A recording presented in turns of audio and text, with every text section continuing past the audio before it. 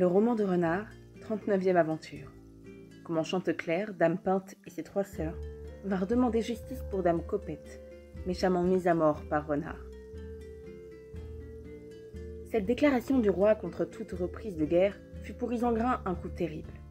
Il perdit contenance, et ne sachant à quel parti s'arrêter, il alla se rasseoir auprès de sa femme épousée, les yeux enflammés, la queue entre les jambes. Ainsi la cause de Renard prenait le meilleur tour, et tout présageait un accommodement de la querelle, quand on vit arriver en cour sous la conduite de Chanteclair, Dame Peinte et 3 autres dames. Elle venait implorer la justice du roi, et cet incident ralluma le feu prêt à s'éteindre. Sire Chanteclair le coq, Peinte qui prend les gros yeux, et ses sœurs, Roussette, Blanche et Noirette, escortaient une litière tendue de noir. Là reposait une jolie morte de la veille.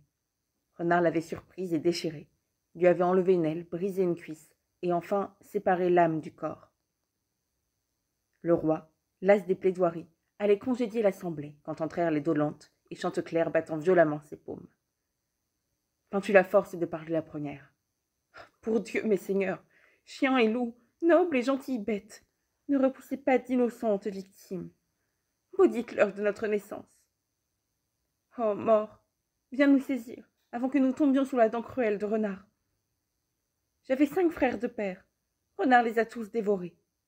J'avais 4 sœurs de mère, les unes de l'âge le plus tendre, les autres déjà gelines, d'une beauté accomplie. Gombert Dufresne les engraissait pour la ponte des œufs de choix. Soin inutile. Renard de toutes n'en épargna qu'une seule. Les autres passèrent par son gosier.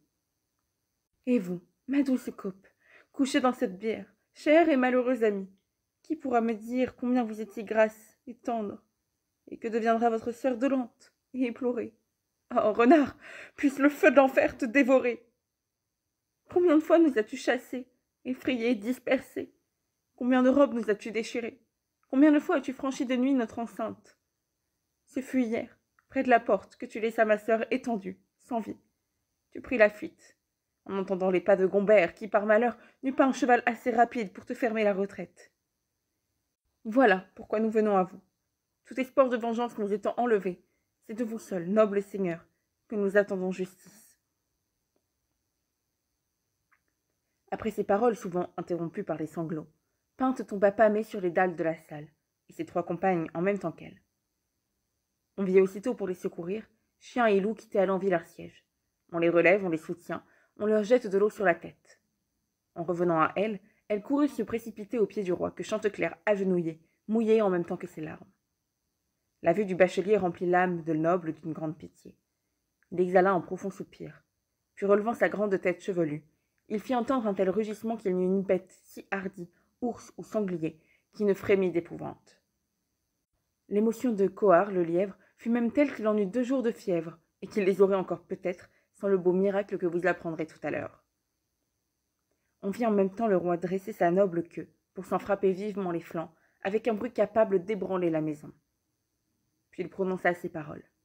« Dame Peinte, par l'âme de mon père, pour laquelle je n'ai encore rien fait aujourd'hui, je prends grand part à vos malheurs, et je compte en punir l'auteur. Je vais ajourner Renard, et de vos yeux et de vos oreilles, vous pourrez voir et entendre comment je sais punir les traîtres, les assassins et les voleurs de nuit. » Le roman de Renard, 40e aventure. On le voit les honneurs rendus à Dame Copette et son épitaphe, comment Sire Brun fut envoyé semondre Renard, et des beaux miracles accomplis sur la tombe de Sainte Copette. Quand Noble a cessé de parler, Isengrin se dresse en pied.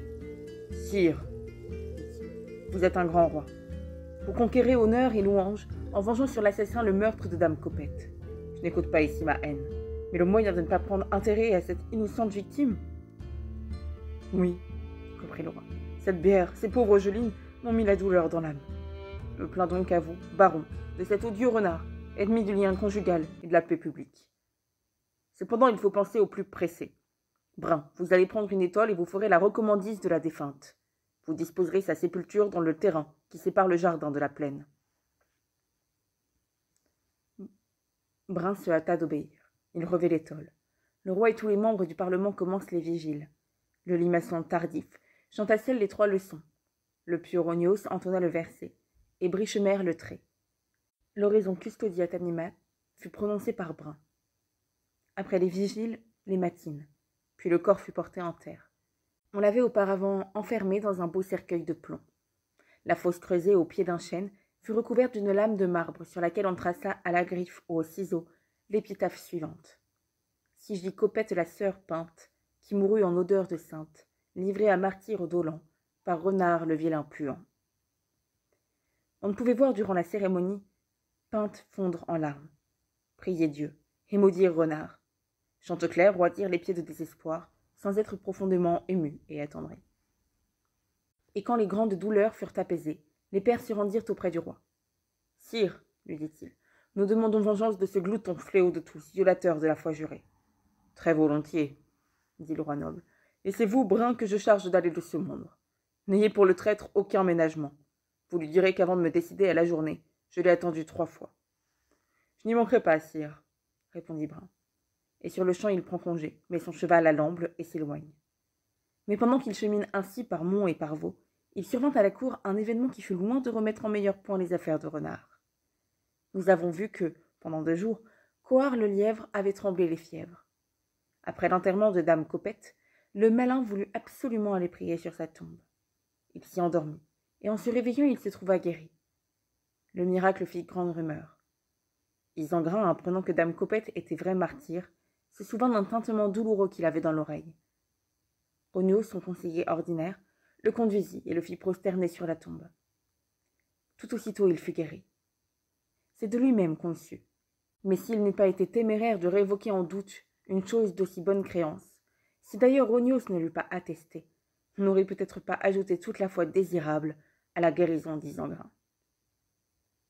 L'annonce de ce double miracle fut accueillie par le plus grand nombre avec une faveur marquée. Grimbert, au contraire, s'en affligea, car ayant pris en main la défense de Renard, il prévoyait la mauvaise impression que ce récit ferait sur les esprits les moins prévenus. Mais il est temps de revenir à Brun et de l'accompagner dans son voyage à Maupertuis.